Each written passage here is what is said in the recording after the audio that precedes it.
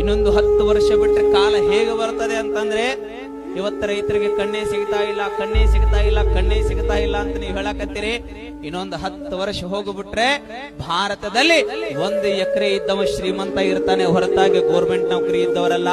ಅಷ್ಟು ಈ ರೈತರಿಗೆ ಕಿಮ್ಮತ್ತು ಬರ್ತದೆ. ನೀವು ತಿಳ್ಕೊಂಡ್ರಿ ರೈತ ಅಂದ್ರೆ ಏನ ಏನ ಏನ ರೈತ ಇಲ್ಲ ಅಂದ್ರೆ ಮಣ್ಣು ತನಬೇಕಾಗತ್ ನಾವೆಲ್ಲ ಅವಾ. ಈ ದೇಶದೊಳಗ, ಈ ರಾಜ್ಯದೊಳಗ, ಹಳ್ಳಿ ಒಳಗ, ತಾಲೂಕಿನೊಳಗ ನಾ ಹೇಳ್ತಾ ಇರ್ತೇನೆ, ನಿಮ್ಮ ಗ್ರಾಮದೊಳಗ ಗ್ರಾಮ ಪಂಚಾಯಿತಿ ಅಧ್ಯಕ್ಷ ಇಲ್ಲ ಅಂದ್ರೆ ಗ್ರಾಮ ನಡೀತದೆ.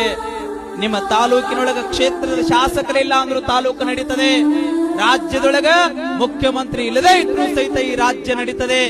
ದೇಶದೊಳಗ ಪ್ರಧಾನಿ ಇಲ್ಲ ಅಂದ್ರೂ ಸಹಿತ ಈ ದೇಶ ನಡೀತದೆ. ಆದರೆ ರೈತ ಇಲ್ಲದೆ ಹೋದ್ರೆ ನಾವೆಲ್ಲ ಹೊಟ್ಟಿಗೆ ಮಣ್ಣು ತಿನ್ನಬೇಕಾಗ್ತದೆ, ಮಣ್ಣು ತಿನ್ನಬೇಕಾಗ್ತದೆ. ರೈತನ ಹಾಗೆ ನಿಮ್ಮ ಮಕ್ಕಳನ್ನ ಇಂಜಿನಿಯರಿಂಗು, ಡಾಕ್ಟರು, ನೀನು